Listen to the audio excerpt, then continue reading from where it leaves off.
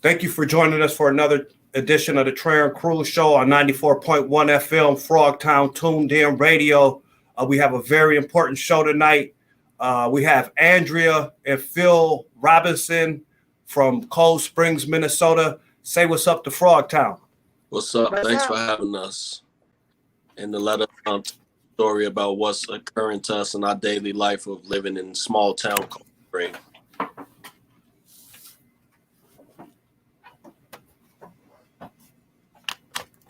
Could you say what's up to Frogtown Community Radio? What's up, y'all? Thanks for having us. No doubt. Thank you guys for being brave and coming out and telling your story and standing up against these atrocities. I know this is still an ongoing situation. So Friday, right? A suspected white supremacist ran a stolen truck into your home. Tell us what happened. Saturday morning at 5:30, we woke up and there was a truck in the front of our house, 5 feet from where our son was sleeping. And we what we thought would have been a drunk driver turned out to be someone who has stalked and terrorized our family for the past 83 days. And we went outside the vehicle. There was a teddy bear hanging from a noose on the passenger side. Do you have a picture of that? We do. Okay. Can you hold it up? Oh, I don't have it with me. Sorry. Okay. So can you say that one more time? A truck crashed into your home and you thought it was a drunk driver, but it comes to find out it's a white supremacist who has been stalking your home for 83 days. And 2 days prior, I'd contacted the chief of police, simply begging for him to review the case because someone in our family will lose their life or be severely hurt. And they continue to let him walk free. And 2 days later, he did try to kill our family. Wow. Can you go into the 83 days? Like how did this all start? What led up to this? 83 days is a day I mark where we came public and let the community know what we were going through because our children had threatened to be lynched by other students at the school.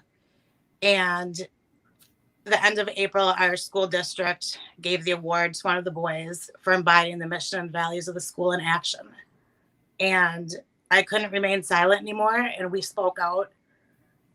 Our video went viral in a short period of time. And the following day, we had my son's car window was shattered. Go ahead. And that's where the 83 days began. So your son was threatened to be lynched. Do you mind saying what school this is? And then the question people are asking, what city?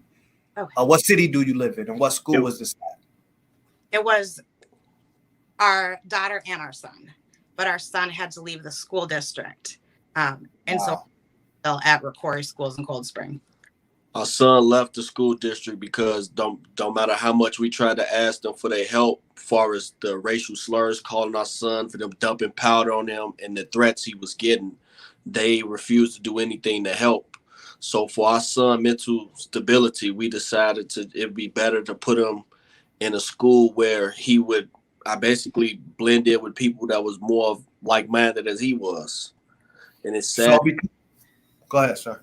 It's sad because the town we stayed in before, the educational level compared to where we moved to, we thought was an advancement for our children because we wanted them to have a chance to have a better life, to go farther than we went in life. Yes, sir. In return, it seemed like we sent them to the wolves. So you're telling me that because of racism, your child was forced to go to a school that isn't performing as high as the school that he was, where the racism was happening. Correct. Yep. And correct me if I'm wrong, because I'm shocked to hear this. So the child who threatened to lynch your child was given an award by the school. Right. And our daughter still went to that school, but we had to keep her at home because of this. What school is this one more time? Rocori in Cold Springs, Minnesota. Correct. Yeah, that's beyond sick. So the school did that. And that was leading up to this 83 days. What other things were happening? What kind of, any voicemails, what else was happening? It's just been nonstop bullying with my kids at school and on social media. And so just trying to bring awareness to it. We basically made a video reaching out and for the community to be aware, like, hey, maybe y'all don't know what your children is doing, but, in this day and age, those actions is not acceptable. And you should hold children accountable for those actions because your children are our future. Yes, sir. We're trying to change that, and we can't do that if people still have the mentality of the people from the 1800s. That's right. Margot Wegg says, what really hurts me is that this is taught behavior. Parents are teaching their kids this behavior. And the guy who ran into your house, he was an adult. That's that's somebody, could be somebody's father. Did you guys want to expand on who he is a little bit, or what was going on with that? We've never met him. He has never met us. We just happened to advocate and become the target, one of the only Black families, and has terrorized us hundreds of times on video, stalked us, broken 2 windows on 2 cars, has shot at our security cameras with an airsoft gun. One of the worst, though, was that he called 911 on my husband and reported that a Black man was threatening him with a knife. And the police came, treated my husband as the suspect when the police knew already for weeks that we were the victims of this man. They never took the man out, never asked him anything. I came out to see my husband with his arms in the air, to have him disarmed of his legal conceal and carry, to be treated like a criminal, knowing that this man knew the potential of what could have happened making that call. And no charges were filed on any of the incidents. And despite how many times we told him about him driving by, making gestures, and we this is against the law when people feel threatened. This is terroristic acts. And they refuse to come. But the moment I go to approach him to ask him about the situation, like, I don't know you, you don't know me. Why are you busting my windows and trying to terrorize my family? I was trying to get some level of understanding, like, okay, did I do something to you or what occurred? But through time, we figured out we don't even know him. He don't know us. It's just that y'all trying to spread a message of peace, and I won't stand for that.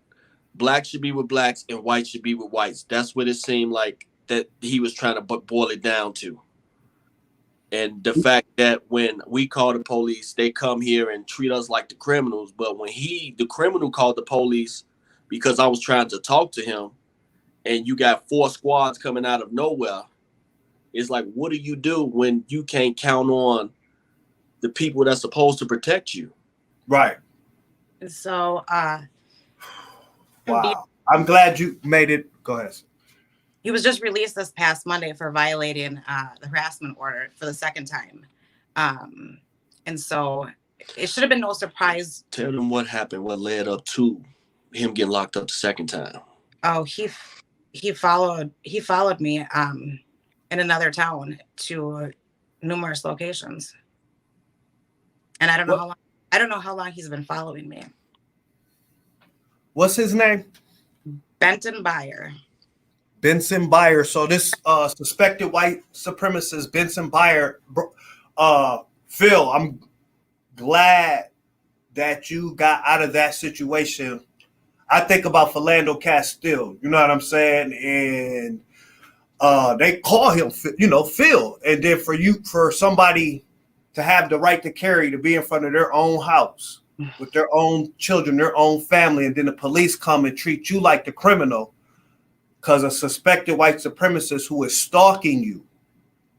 Like, this is like beyond, that's terrorism. And it's using the system to terrorize Black community members who are or just the family who's trying to advance, man. So I'm glad you're here, and you guys are fighting back. Because it's like, I moved from Chicago to get away from this stuff. And growing up, the one thing I say you could count on the police is locking people up. Well, with this case, no. That shows you when people say it's not racism, how the shoe is on the other foot. Because if I would have done a tenth of these things to him, I would have been locked up. It wouldn't have been, oh, I can come back a second time and follow your wife from Walmart to Cashwise to the gas station. And we just take you peacefully. Right. And you get out in 2 days. That don't happen to us. I mean, we unarmed getting murdered. We walking, getting murdered. So when we try to depend on y'all and say that most Black people are thugs and criminals, I'm trying to do it the right way. And I can't get no assistance from the people who run the town, the mayor. I mean, what do you do? Silence. Our community, our leaders, completely silent. But they have.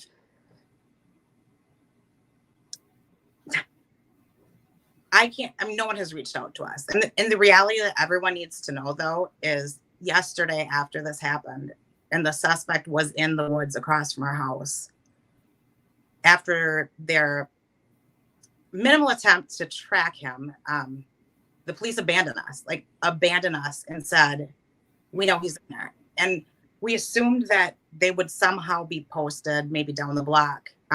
They weren't. They just left us with a man who tried to kill our family. It was actually a community member, a lady, one of our friends, that actually saw him, chased him, and cornered him until the police arrived. Not the police. Mm-mm.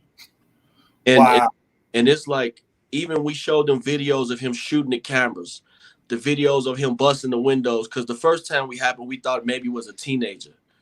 But after the second time, like, okay, you keep doing this and you're an adult.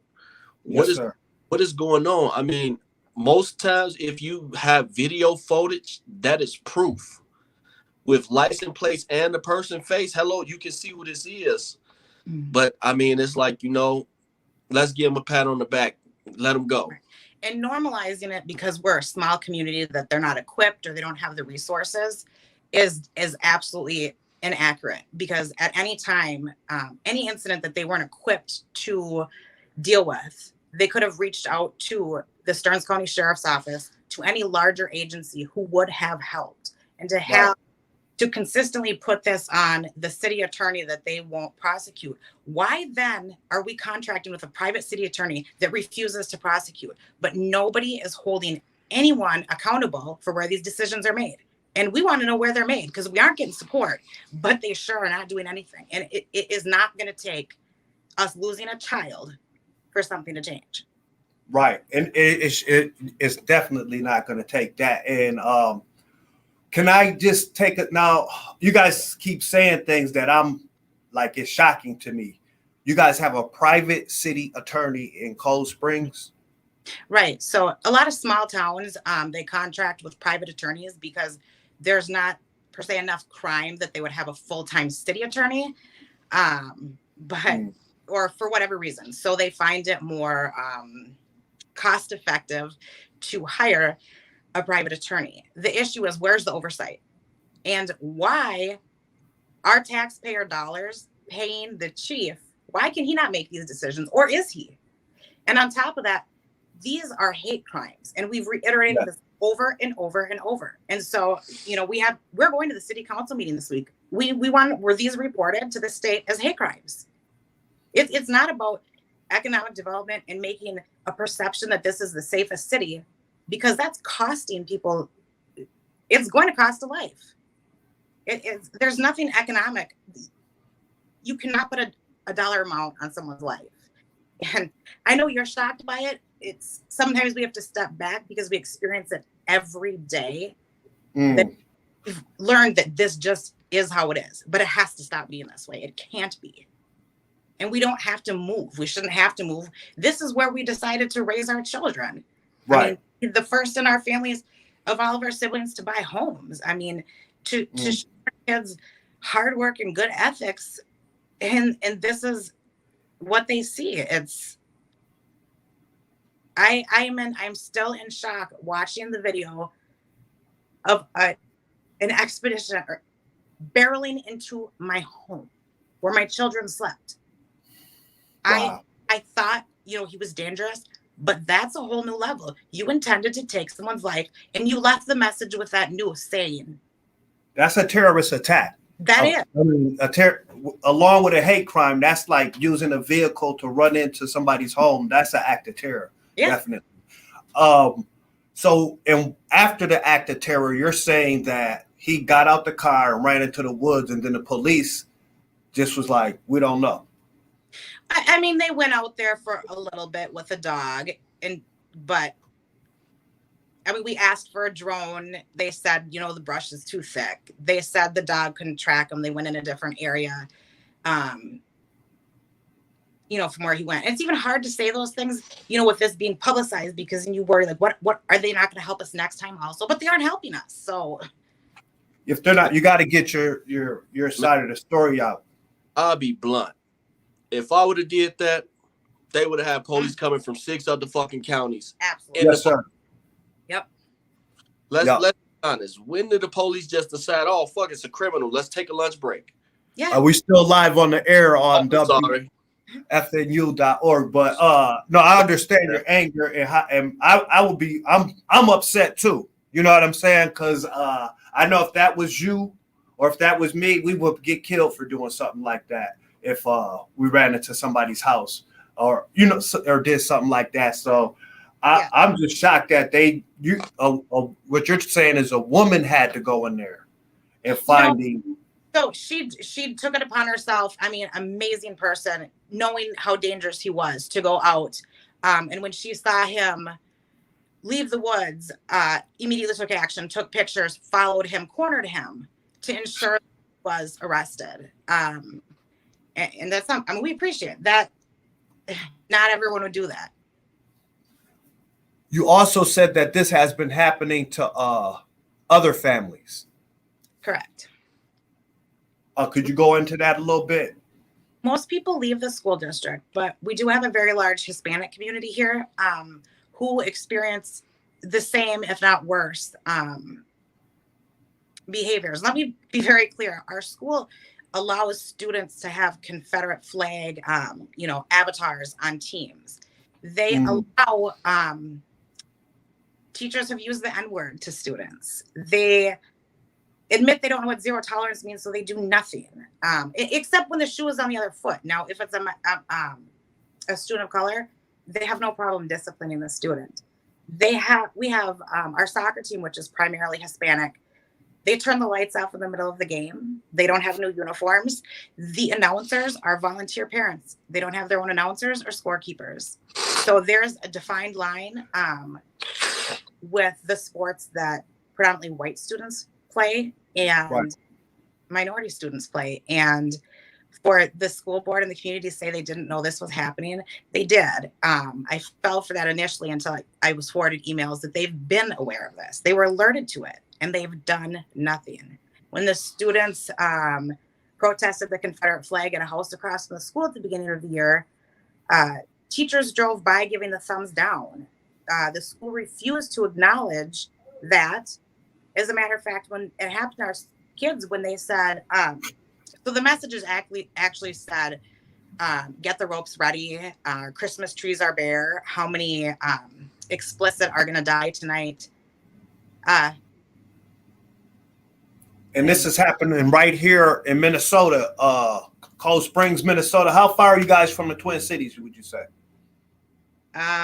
45 minutes. No, we're about 70 miles. So 10 minutes west of St. Cloud. Wow. I can't believe this is happening. So institutional racism is when the schools, the police department, the hospital all work together to oppress people. And it sounds like you guys have been experiencing that for over 8 83 days. Snapchat, there was some messages being, what happened with that? That's where it started with the kids. How we are in experience with, we know the result of a felony on someone's record, but we also wanted the kids to learn.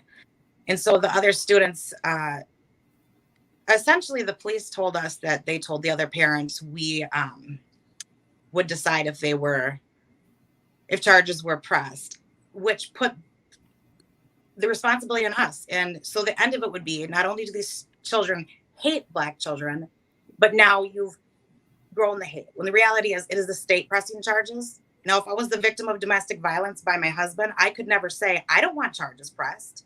So why, when it's a hate crime, do they say, well, the other parents are going to decide? That is unacceptable. But that's what happened. And not only that, when speaking to one of the other mothers, she asked me why it was I wanted an apology. She was apologetic that her child did that.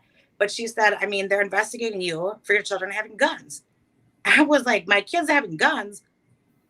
Why would my kids have guns? So ultimately is that, they can continue to investigate, or we can just close the case. So what would you do? I know I still cannot fathom that that's what it, of course, the Black kids had guns, right?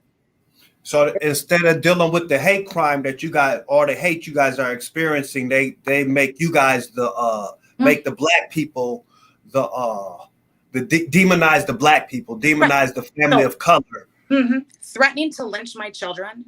4 days, he still had not gone to the other kid's house.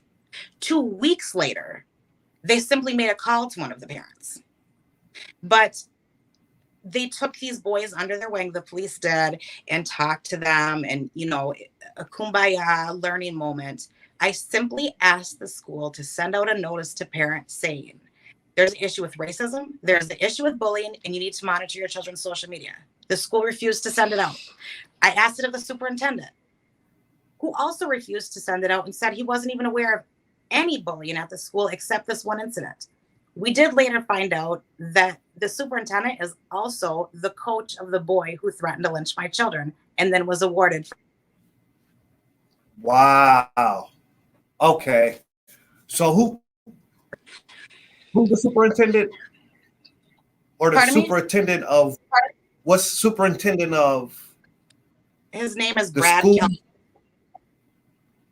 Brad.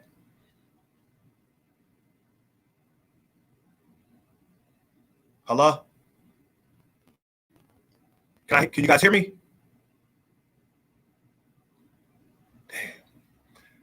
Can you guys hear me? All right. We're having some technical difficulties. Okay, can you hear me? Yep. Okay, I can hear you now. Okay. Okay, so the superintendent's name is?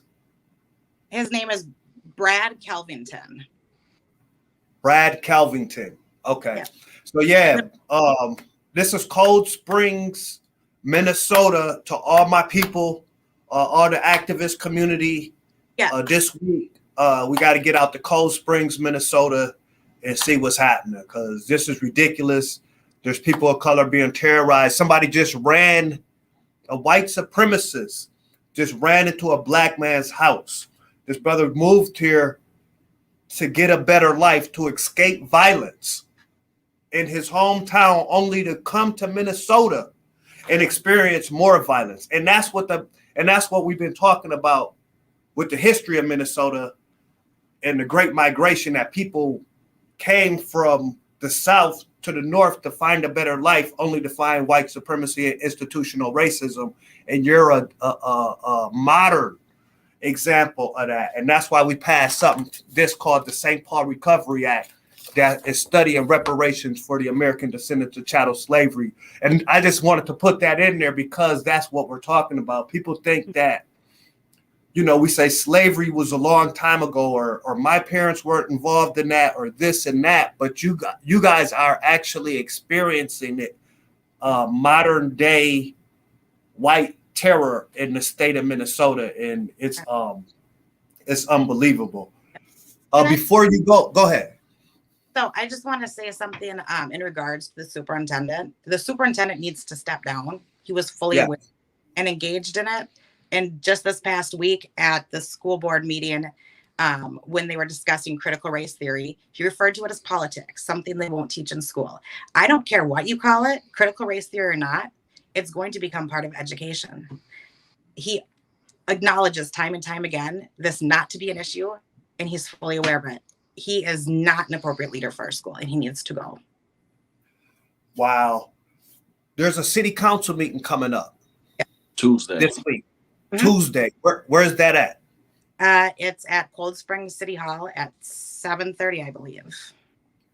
Cold Springs City Hall, 7:30 this Tuesday. Let's all be there and come ask some questions why they're letting white supremacists run into Phil and Andrea's house and nothing's happening. You said you had reached out to the chief of police before this had happened.